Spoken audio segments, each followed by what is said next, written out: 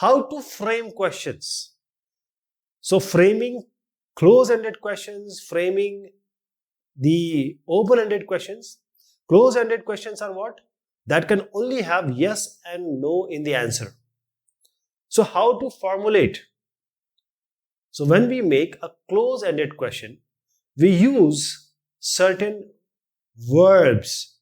Actually words which are verbs, or you can say helpful auxiliary verbs like be, do, have. Now these be, do, have are used, these are employed or asked or used to convey the additional information like time and mood, the duration, the feeling, emotion. That is, I'll give you an example later. Let me tell you about can, shall, may, should, could. Now these are also auxiliary verbs and these are called modal verbs. Previously be, do, have were auxiliary verbs and these are called modal verbs. Can, shall, may, should, could. This is showing possibility or necessity. So be, do, have is, as I said, time and mood. These are auxiliary verbs. That is, some time and mood has to be related. But can, shall, may, should, could, here we are talking about the possibility and necessity. Right? So how do we do this? How to make the question? You just take any of these verb or word and just place it before the subject. That is, you have to place it before the subject.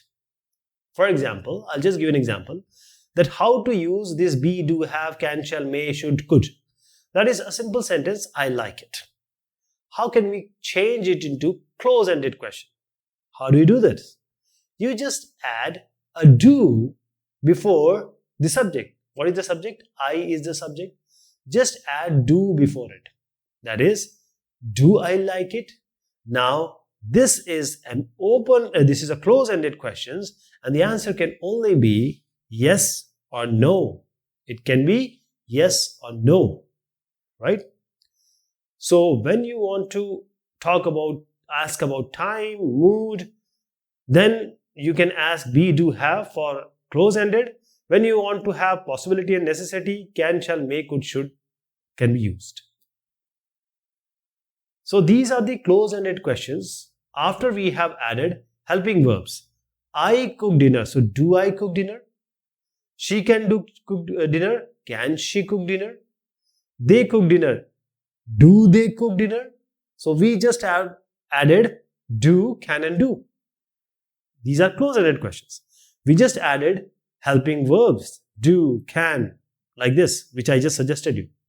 But the main thing is, the helping verb changes based on this subject. Like, we have said, do I cook dinner? It will not be good. Can I cook dinner? Do I cook dinner? Or could I cook dinner? So that will not be the proper question. But the cook doesn't change. Cook is all same in these three sentences. Do I cook dinner? We used do, but cook didn't change. But she can cook dinner. Do she cook dinner is not a correct way of questioning. But cook remains the same. Do she can cook dinner is not a good way to form a sentence. But they cook dinner, you can they cook dinner? This is also okay, but do they cook dinner? This is what we are implying here. So the main thing is the cook remains same. It doesn't change it for the form. Only because the subject is I, we use do. Because the subject is she, we use can. Because the subject is they, we use do. I hope you got the point. Now framing close-ended questions can also take another form. We just change the position of subject and the verb. That is, whatever question we are asking, we will not use any helping word, auxiliary verb or modal verb. We are just going to add a transformation. That is, we'll exchange the places. We will change the position of subject and verb. He is there. Is he there? This is a question now. They are cleaning their room. Were they cleaning their room? This is a question. You have formulated a question. Can you help me? You can help me can be changed to can you help me? This is a question. And this is a close-ended question. Only yes and no can be answered. Now, framing open-ended questions. The answer cannot be in yes and no. If somebody gives, you cannot stop him. But the answer cannot be in yes and no. So how do you do this? How do you do this? For that, we use certain, again, words. We'll use what, why, who, how, when, W. Please remember there are 1, 2, 3, 4, 5 W's and 1 H. Remember we already discussed this. So when we are talking about when, we are talking about time, where is the place. So all these questions we are going to formulate will not be in yes and no. What did you do? What did you do? So you cannot say no or yes. Yes, no is not possibility. You have to say I went to the park, I studied, I was sleeping. Why did you go there? Why did you go there? I went to meet my friend. I went to pick my stuff. I went for shopping. How did you go? I cycled. You cannot answer yes and no here. You have to answer in a proper way. Now let us see what we have learned. How do we approach it, and did we learn something? So let us see. What are close-ended questions? So close-ended questions are always answered in yes and no. There is no other possibility. So the C is the answer. Questions with yes and no answer are close-ended questions. Which of these are open-ended questions? Where do you live? Now yes and no you cannot answer here. Are you hungry? Yes and no you can answer. Yes and no. So this is a close-ended question.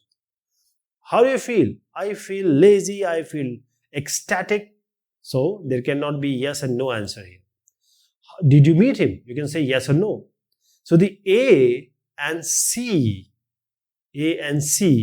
are the open-ended questions. Okay. Where do you live? How do you feel? These are open-ended questions. And are you hungry and did you meet him? These are the close-ended questions, because B and D can only be answered in yes and no. Otherwise, where do you live? I live in Bengaluru. I live in Montreal. And did you meet him? Yes, I met him. No, I didn't meet him. Okay.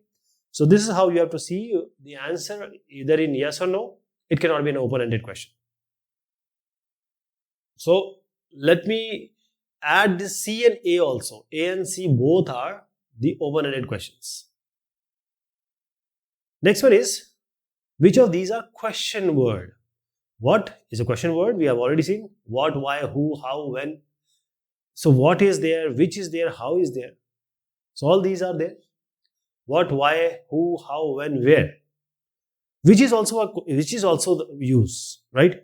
Which also is used for questioning. So we can include which here.